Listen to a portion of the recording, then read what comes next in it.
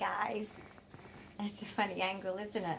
But basically I had to stop what I was watching to actually do a video. Minnie Mouse, Donald Duck, Minnie Mouse, Donald Duck. Anyway, sorry. So basically I have been following this lady for, my gosh, like I'd say like 7 years, maybe, no, actually probably longer.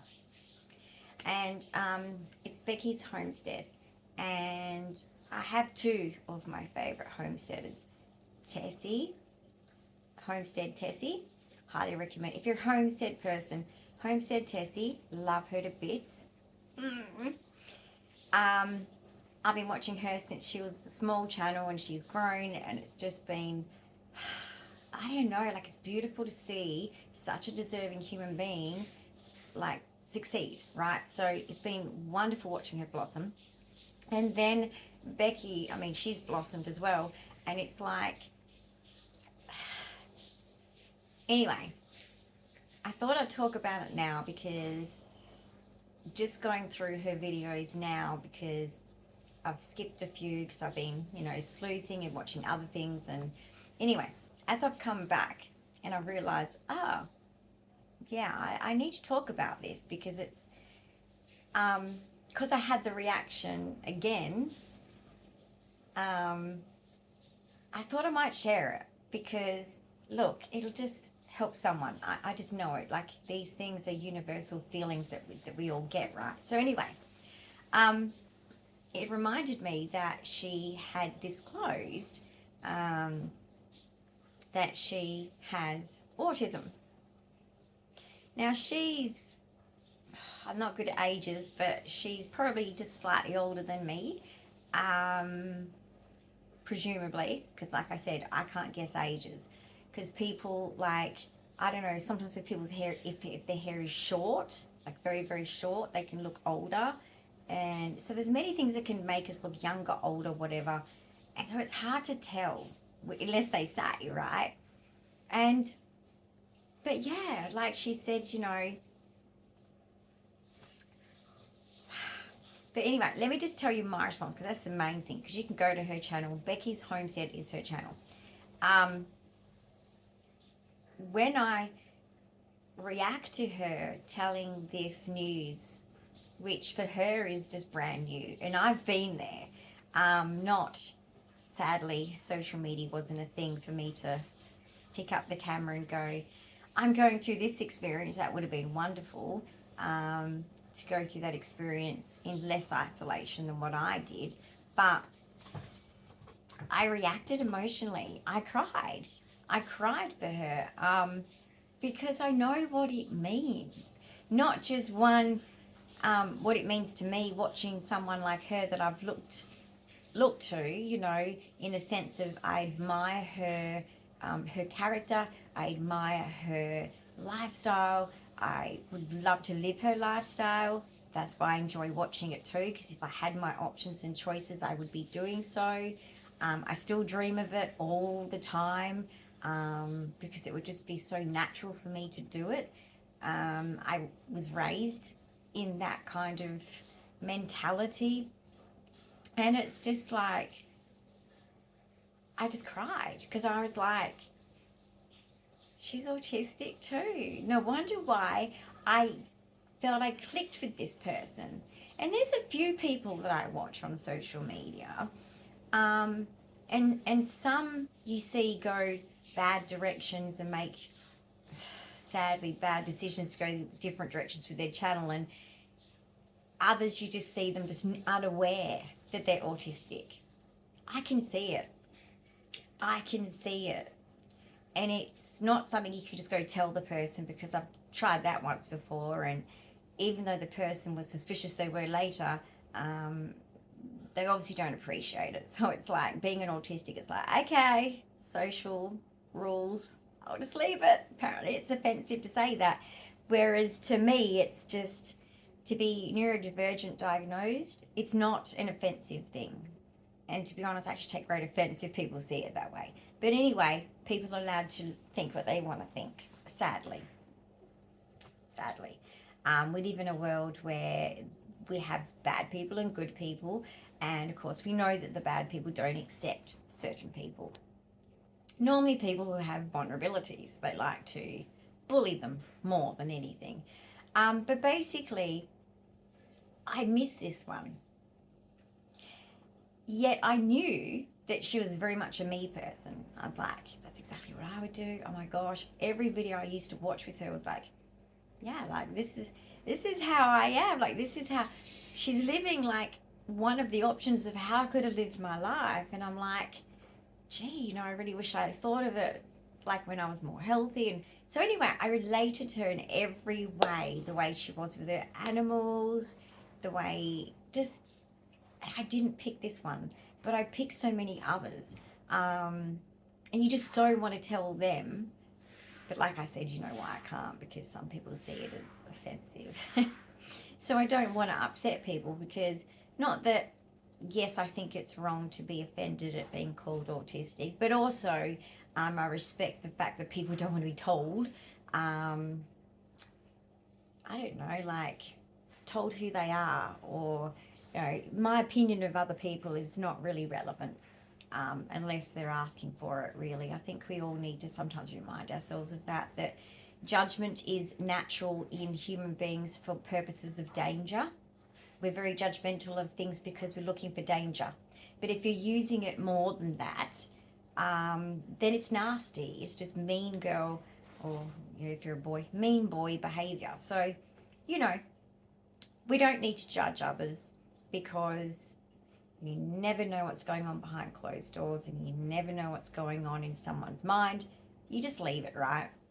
But I don't see autism as a judgment, but I respect that others would, because it is something that they possibly have never thought of before. So it can be quite shocking for people because it's like, whoa, hang on a minute. And then sometimes you could even get it wrong, like with this person who I thought did. I saw behaviors that kind of were like, no. I kind of went, no, I think they got it right the first time. So, and I'm not a psychiatrist. Okay, I have a lot of psychology skills, but I'm not a psychiatrist. And a psychiatrist or a clinical psych who's pretty much like, I know who I got diagnosed with, they have their doctorate degree. I believe they have to be quite high in the profession to know if you are, right? There's a whole testing thing. It's a DSM. It has to be done by the DSM. There's many booklets, many questions, many things. I'm sorry. That was me. Many things to go through. But that's beside the point. My emotions to her saying it, I felt pride in my community of autism people. I felt pride. And I'm not saying that I'm not proud of all of you out there that aren't doing YouTube, or, you're doing things in maybe other ways to the world. I think that autistics are very worldly conscious and are very much an army of people that want to conquer the world and make everybody happy and make the world peaceful and a nice place for everybody to enjoy. I think that's a common shared feeling of autism, and some of us go to social media to express that, right? And others don't. They do it in other ways. But it just brought me to tears, and I was like, I was so proud of her too for also sharing that with us, because once again, just because you're autistic and you have a channel even, you don't have to say you're autistic. You can still just say, here's my homestead, here's my animals, here's how I operate my homestead, blah, blah, blah. You don't even need to say that you're autistic. And so I had such respect for the fact that, especially those of us born in such old generations here, who were late diagnosed, and she's way later diagnosed than me. And I thought I was late diagnosed. But my diagnosis I've had for more than, 20 years now at least. So it's like, wow. Like admiration. And then I realized why she's so self-sufficient, because I always remember thinking, you know, I'd so do something like that, you know, because she lives alone. Well, not really alone, because her son, I think, lives in a homestead nearby, just out of sight, but nearby.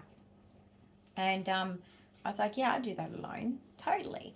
Autistics do very well alone. We don't have to have, I mean, we like people to be around, but not necessarily engaging with them. But we can survive on our own very well. We're not like neurotypicals who tend to need a lot of external input, and we don't. And that's kind of a superpower that we have. It's a superpower to not need others around you giving input. So, yay to that superpower. But basically, I was just amazed, and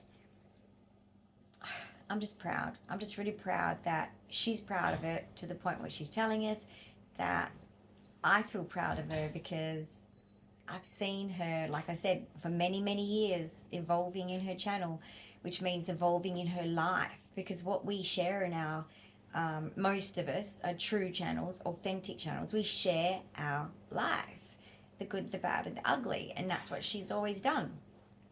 And like today, I'm watching her about the hurricane and the damage around her property and what she's going to have to do. And yeah, so it's like we watch their success, and it's just,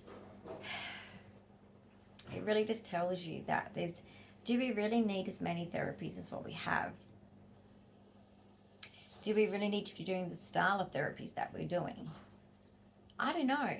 I actually see the difference to the older autistics to the younger ones.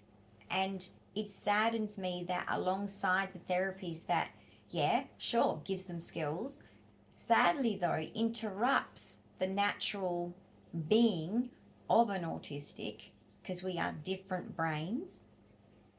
I see also a loss of creativity, the loss of some of the superpowers, and I actually worry about that deeply. I think that therapies are not 100% bad. There's no black and white in any of this, but I'm just saying, does it strip what that potential of that person is? What the personality potential is? And personality is a lot, guys. I know that everyone puts so much weight on work. If you think work is success, you've missed so many other compartments of your life. That's scary, because you're probably failing in all of those compartments, because if that's your focus and that's where your success is only, there's a lot more other areas of your life that you're probably failing at, because there's many things that make you successful, and it's not just jobs. It's everything. It's every relationship you have with every single person in your life, as in people that are close, not acquaintances, people that you're close with, family, close friends. Then, okay, self-care. Do you take care of yourself? That is success or not success. Because I'll tell you now, when you get to 50, you really realize you should look after yourself very well. So trust me on that one if you're younger than me. Always remember, there is always a consequence down the track to what you do to yourself now as a young'un later on. Fact. You can't escape it. It's called aging, and whatever you've done to your body will show later in the aging. So, but I'm so proud of her. I urge anyone who's autistic and holding back from, you know, after they're diagnosed, of coming out and saying, hey, I got diagnosed as autistic. I don't care how old you are. Tony Atwood talks about 7-year-olds that he's diagnosed, and the reactions of them and their partner, and it's never too late. And it's important to understand not just your life from diagnosis onwards, but looking back and easing up on, oh, so I'm not a failing normal person. I'm a highly successful autistic person, because if I accepted my struggle level at school and they all went, oh, let's mollycoddle this kid, you know, they can't do a normal life, or they can't do normal things, let's just keep her here, I would never be the person I am today. So we have to be careful, and this is what I've noticed. I'm glad that people are still getting diagnosed late, because it's never too late, but I'm just saying I'm noticing the difference between older autistics diagnosed and what they've achieved. Because before she had her homestead, she was in corporate, she was successful. So I'm just saying, then I look at the younger ones and they seem to be struggling more. Just my opinion. And I don't blame anyone, because everyone's intentions, I know, are good on every autistic, majority of every autistic. Just like any parents, we have the small percentage of parents that don't care about their kids, and so there's a small percentage of parents that don't look after their autistic kid. I'm not talking about that. I'm talking about the stereotypical scenarios where people give therapies to their children, teens, whenever they're diagnosed. I worry some of that is taking away their uniqueness, which is actually what makes the world tick. Because if we were all the same, then that would be sad. And if you look historically, out-of-the-box thinkers, which are autistics, we are a minority. We don't think the same. A lot of inventors were autistic. A lot of scholars were autistic. Our hyper-focus can get us a long way. There's a lot of famous people that have achieved amazing things that we now know had autistic traits. So I'm just saying, let's just use this as a lesson, everybody. Tell anybody that's got a young autistic, that's impressionable age group, because once you get to a certain age, you can't change. You're going to be like fixed and quite rigid in your ways, normally from about 30 plus. So you need to get it done before that. But basically, the younger the better. We all know that with behavioural interventions. But I just want to warn, please don't change the creativity, the uniqueness, the personality. Because even though we're autistic, we all have different personalities. Okay, we all look different because we all have different genetics. So, because us veteran autistics who were not given the certain types of therapies that are now given to autistics, I see us achieving more. Even though it was harder, but you could support that more. So you could still let them achieve the same as us, but with more support than what we got. But I'm just saying, don't limit them. I think that's a warning. I think that, anyway, I would love to email Tony Atwood and say, Tony Atwood, I know you're retired. I know you said that you find it hard to stay retired, but just, I'd love a paper, a study done on autistics and what they achieved because they weren't told they were autistic, compared to autistics who were told pretty much quite young and what they achieved because they knew the whole way along that they were autistic, to see if we're getting it right. Because there's nothing wrong with being different. Nothing. Chloe's book's name was quite a good one, isn't it? Chloe Hayden's book is Different, Not Less. Being different is not bad, wrong. No red words, okay? They're all green words. Different. Out-of-the-box thinkers. Creative. A lot of us are creative. A lot of us seem to have a very much an affinity to arts and things like that. But anyway, just something for you to think about. We're very good imitators, actresses, actors, dancers, entertainers, whatever. Just think about it. I thought it's a good thing to bring up. And has any other autistic ever, after watching someone they know and they click with, and then they hear them say, I'm autistic, and you go, oh, oh, this is just, I'm so emotional because you've known that person. Even if it's through the TV, you don't really know the person. You just experience that reaction of like, I'm so proud. I'm so proud. I'm so proud. I'm so proud. I'm so proud. So I just, yeah, want to shout out to